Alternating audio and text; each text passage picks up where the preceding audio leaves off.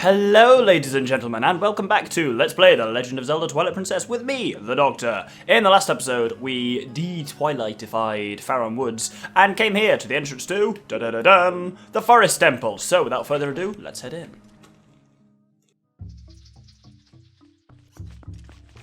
Oh, okay, I thought it was... Usually it does like a kind of sweeping intro of a new area when you pass into it. Oh, unless it does it here. It does.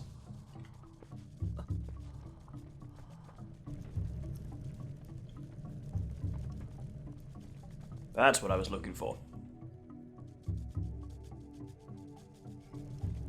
So, a few things to talk about first. Importantly, as you can see from the way I'm aiming, either I've got a ridiculously steady hands, or what's more likely is that I've disabled pointer controls on this. Because when I was editing, kind of seeing the kind of like fairy thing moving around the screen whenever I move my right wrist slightly got really annoying, so I'm taking that off, so I'm just aiming with the control stick for any kind of like pointer control stuff. That means that the Wii Remote's like shaking it still works, but actually, yeah, rooty tooty point and shooting is now done differently. Anyway, we've come up here because there's a chest up here. Nothing important, but hey, gather money at the moment, because in the not-too-distant future there's something you'll need a fair bit of money for that's really important. Technically missable. Did you see that? If you roll into those totem bowls, then you can knock stuff off the top of them, and that one has a jar on it, and also this one has a jar on top of it, both of which contain 5 rupees that I can't get at, unless... Haha. Give me that rupee. Come on, give me it. Okay, I really didn't expect that to work, but hey, it was worth the shot, certainly. Well, let's kill her. Oh, there's a bokoblin, and yeah, let's do that thing we learned last episode. That was awesome. And, oh, look who it is. How many times have we saved this monkey?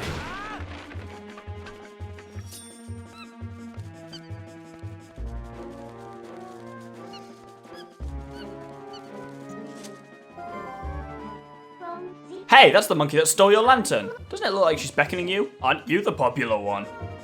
So even though the monkey can run easily past these skull wall toolers, yes, that's what they're actually called, we can't, so I have to shoot them first. But yeah, no, what I was saying is, yeah, there's a big cost coming up that's missable, but you don't want to miss it. That sounds cryptic, because it is. So that's why I'm going to be gathering rupees. Oh, hold one. Excellent. Anyway, this monkey serves as our guide for the time being, so let's follow her around.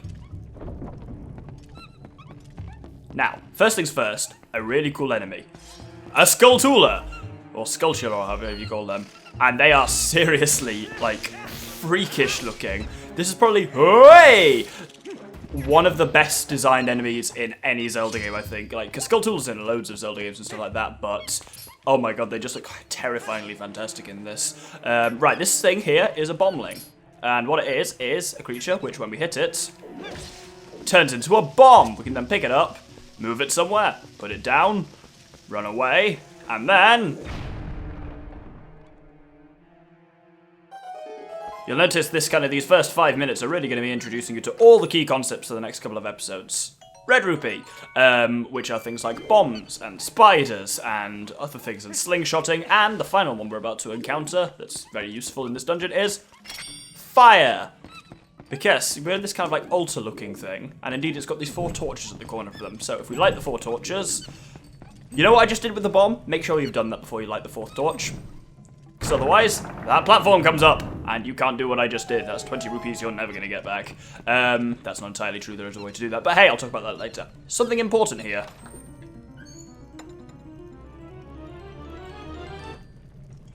You got the dungeon map, though I'm not going to do a visualizer for it, because there's a different one of these every dungeon. Basically, it shows us, in the bottom left, shows us the full map. We can also bring up the map with this, and it shows us rooms we visited and rooms we've not visited. How exciting. The monkey wants us to go through here, so let's follow her.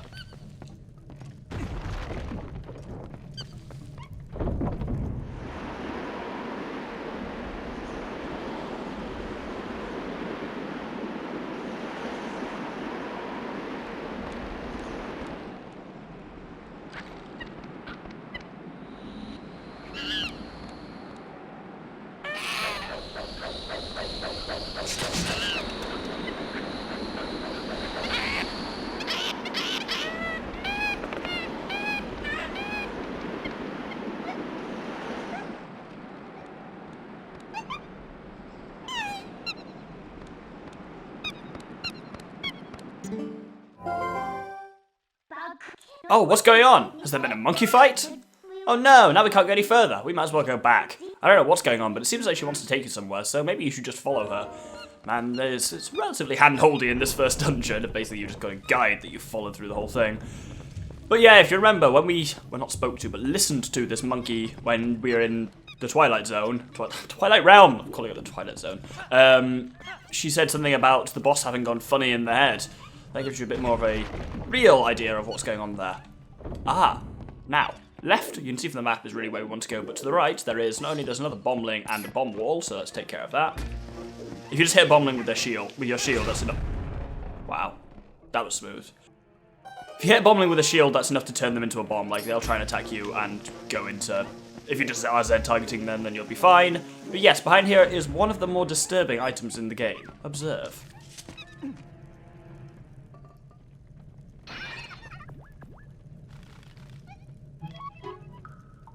Phew! Out at last! Gracious! Once I got in there, I couldn't squeeze back out. You were a big help, thanks. I've been looking for something in here, you see. Gracious, yes. You must need something in here too. Shall we try working together for a while, fellow adventurer? You may not think I look like much, but I can be quite helpful. I can even warp you out of here if you want to leave. So don't think of me as a burden. Now, let's get started. Oh, that's very disturbing. It's a chicken with a man... What? I know, like a woman... Either way, you met Ooccoo. You can call her in a dungeon, she will let you out and allow you to return when you want. Basically, you can just use... So if I used her here, it will walk me out of the dungeon and I'd be on the overworld. I can then activate her again on the overworld and it'll take me exactly back to where I was in the dungeon. I'm not going to be using this much throughout the LP just because it's not that useful, because I'm going to be doing all these dungeons in one, basically, but... It's a very useful function because saving in Zelda games has always been a bit, and specifically in the dungeons, has always been a bit dodgy. If you can save somewhere in a dungeon, there seems to be no guarantee of where you're actually going to respawn. So, anyway, as you can see, we are just still following the monkey for now. What's them? Oh, the monkey's cowering because there's a Skulltula up there. But we can do something clever with this one. Hoo-cha! They don't like us. Right, so she wants us to go over there, but there's actually literally no point in that because that door's locked and we can't get through it. So, we're gonna head through this door. Fuck you, monkey. And we're back in this kind of windy canyon area. Unfortunately, this kind of wind is spinning this platform around. It'll stop, that kind of thing in the center of it will stop spinning and then start spinning again and the whole platform will rotate. So you want to not be on it when that happens. It's kind of like Hogwarts stairs kind of things. But there's not much in that room, just to move on. Also, not much in this room here, because this is also one of those rotating things, but it's stuck the wrong way around. So we can't really do anything here, except for the chest. Which has a small key for that locked door we just saw. Let's head back. So now we can actually go where the monkey wants us to go, which is over here, and through this locked door. Much like when they're on the overworlds, it said something, you might have read it quickly, about small keys, that they can... Ah! A second monkey.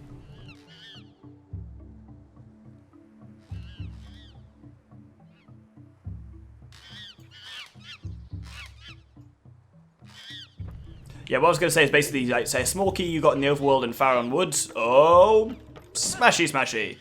A small key you got, say, in the overworld in Farron Woods can only be used there. A small key you got in this forest temple can only be used in here, and whatnot. Now, before we save the monkey, there's of course our own greed to tend to, so there's a chest down here with 10 rupees in it. And I showed you earlier, there are these kind of totem poles that you can knock stuff off by rolling into them. And again! And again! There we go, 3 times. I thought it did it on the first one.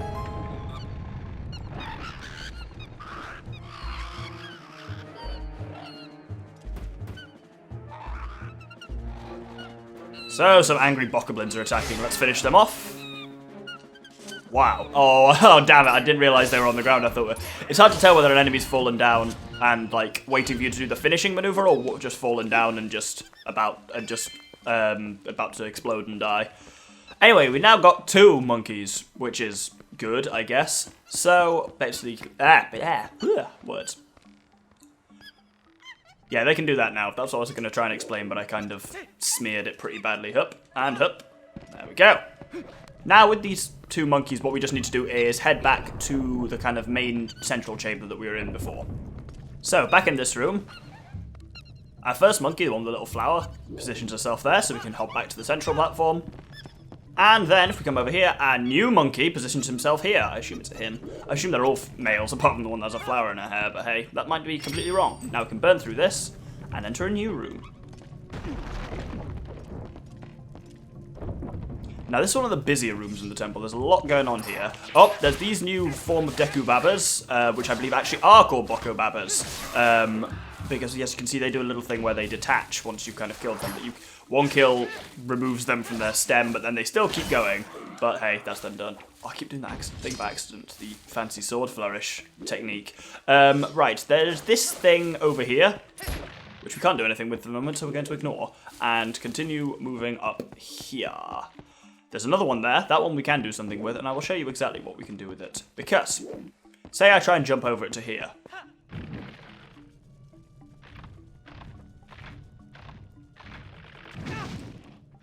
Yes, it eats you. So don't do that. Instead, grab a bombling. Yeah, they are called bombling. I think they call it a bomb rock, but I've been thinking of something else.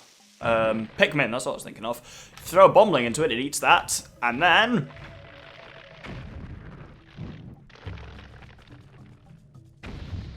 fortunately dies. But that's not us done yet with the bombling. We actually need another bombling. Thank you very much. Because, well, we can pick it up. Now we can, with bombling, safely jump across here and chuck the bombling up there. I kind of smeared my words a little bit there, but hey, that reveals where we want to go. Into a room which introduces a really weird enemy.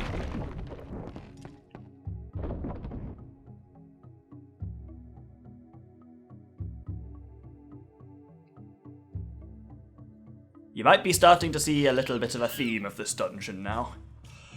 You can see certainly how it's going to proceed from here. But yes, the weird enemy are, you see these kind of like... Actually, first, there's a chest up on that pillar. Let's get it. Unfortunately, even though it tumbled off to the side, it lands perfectly on its feet, which is nice. Go on, open it. Or is that the back? I think that's the back of it. Nope, that's the... Wait, which one's the front? There we go, that's the... I'm an idiot. Anyway, that's got a small key in it, which you'll have seen over there, that the monkey, when we get to it eventually, was behind a locked door. This one's also got some money in it. But if you see these kind of tiles, you'll see that one doesn't quite look normal. And indeed, if we stand on it... Oh my god, I'm actually taking some serious damage. Yeah, you get tile worms, I think that's what they're actually called. And then you can see them from a distance, but when you get close, they pop down, so you can kind of have to work out where they are. Anyway, up here, what we need to do is light these beacons. Beacons? Torches. And then we need to come over here, dodging this tile worm, and use this one here. And with all four of them lit, all four of the kind of platforms are raised, so we can kind of get up to the top there. Let's see if we can get some hearts from the grass. Ah, perfect. Maybe one more. Nope, too much to ask. Oh well, it's not. All I want to do is make it stop making the obnoxious beeping noise. As long as that's not happening, I'm fine. And once you come up here, you will have seen. Ta-da! There's a skull tooler hiding up there. Oh no, I'm not gonna be able to get up now. No. Oh, they are freaky anyway. Like I'm pretty much. I'd say I am entirely alright with spiders, but they're still a bit of a freaky just because they're so like realistic and spindly looking things. Like I can see why people are freaked out by them. Like I know someone who pretty much has never completed this game because he has a terrible fear of spiders and literally they just disturb him too much to play it. I can see exactly why. They are freakishly realistic. Anyway, let's set out our third monkey. So with that, we can also come in here, and there's always kind of any room that holds a monkey tends to have wealth in it somewhere as well. Don't ask me why, it's just a weird rule. Anyway, now we need to head back to the room with the various like wooden bits in it. Good one. Ow.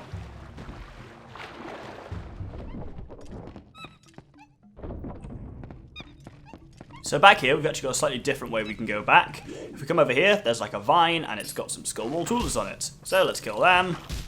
And hop over. And we can go up here. We could go back to kind of like the main chamber now with our new monkey in tow. But in fact, we can go through here and collect, well, what do you think is going to be behind this in kind of this sealed looking room? Indeed, our fourth monkey. Well, it's not ours yet, but it will be soon.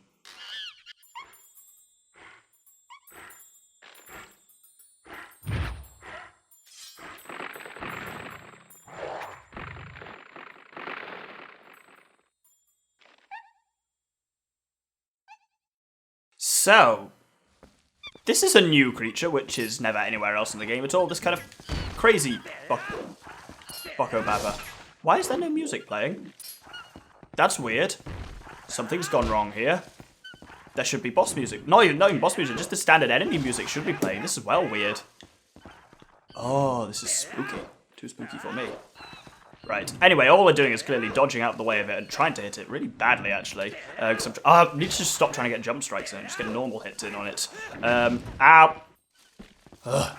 This is just, I feel like I'm really under pressure to talk a lot now because there's absolutely no music for me to for there to be.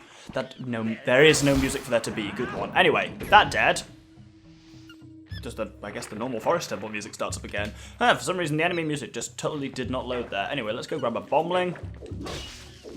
And yeah, we know how to deal with these things. I wonder if the idea is that these all originally once had kind of Deku Baba heads, but this is the only one that's still got it, maybe. Because those ones are the same as the ones we saw earlier that we were throwing bombs into, and they have the same animations and such. But hey, enough of that. With that thing dead, we can get the key.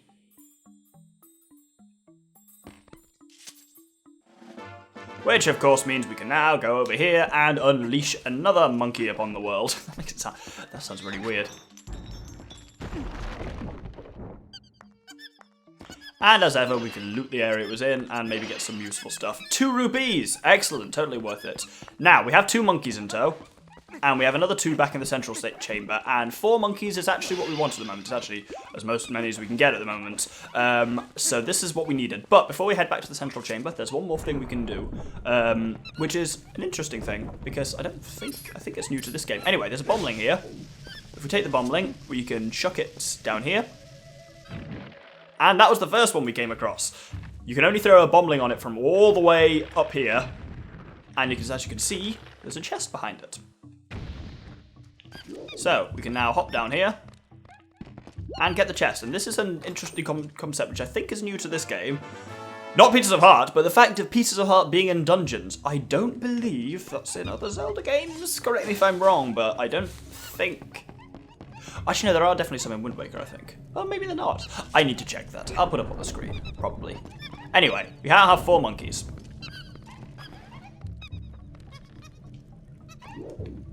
So you're asking yourself, what can we do with 4 monkeys that we couldn't do before? Well, as you can see, all the monkeys are all running over there. Because this is where kind of we saw the little confrontation between our monkey, the red one, and boss monkey thing. So, if we come back here with 4 monkeys in tow,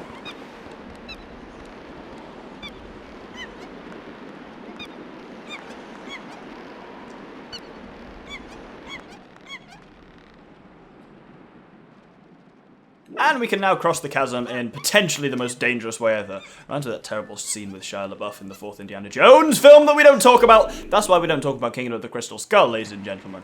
Because it causes you to die. That's actually really accurate. That's a bad film. Anyway, once we're actually successfully across, there we go. That was a cool maneuver. We can head up here, and I think there's some little things out here for if you need healing before going in. I wonder what that means is through the door. Let's find out.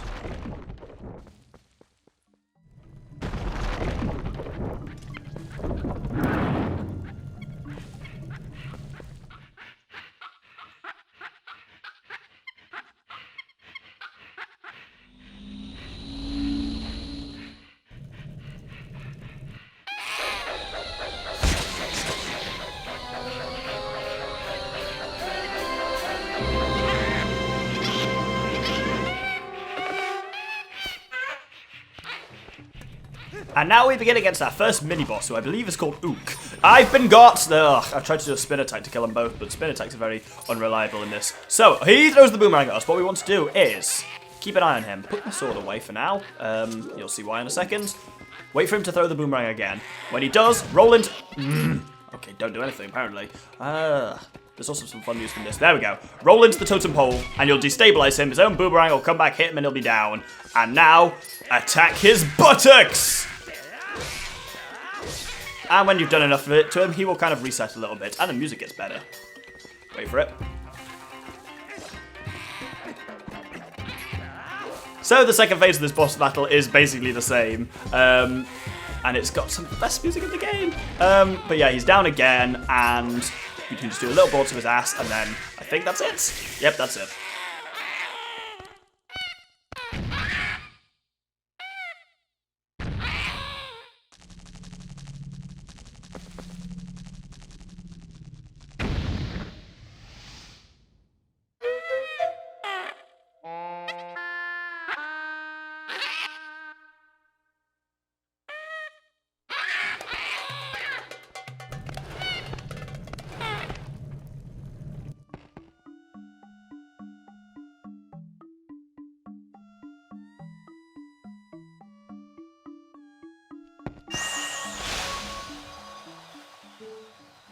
I am the Fairy of Winds who resides in this boomerang. You have now freed me from evil, and I have my true power back. Please take it with you and use it to aid you on your quest, and may both my power and blessing go with you. I didn't read that second bit because we're about to get a tutorial explaining that anyway, but yes, apparently there's a Fairy of Winds in the boomerang, whatever the fuck that means, but yes, this is a Gale boomerang. This prestigious boomerang houses the Fairy of Winds. Basically, you can press B to throw it and suck things up with Gale Force. You can lock onto objects by pressing Z and hit as many as 5 objects as once. That's really cool! I bet even the monkey should be satisfied now. Okay, let's continue climbing this place. We've already found something good, so let's keep searching in places we haven't looked yet. So, the Gale Boomerang is particularly awesome because basically, like it says, you can aim around like that and you can press Z to lock onto 1, 2, 3, 4, and 5 objects, and you let it go, and it'll whirlwind between all of them one at a time. This has some seriously cool implications, which we're going to get into in future episodes, because we've run out of time. So, thanks very much for watching. I have been the Doctor with the Infamous Gentleman, and this has been Twilight Princess. We've worked our way into the Forest Temple, beaten the mini-boss, kind of freed the creepy head parasite, freed the Monkey King from the weird creepy head parasite, and next episode we're going to be going further into the temple with the help of the Gale Boomerang. Thank you very much, and good day.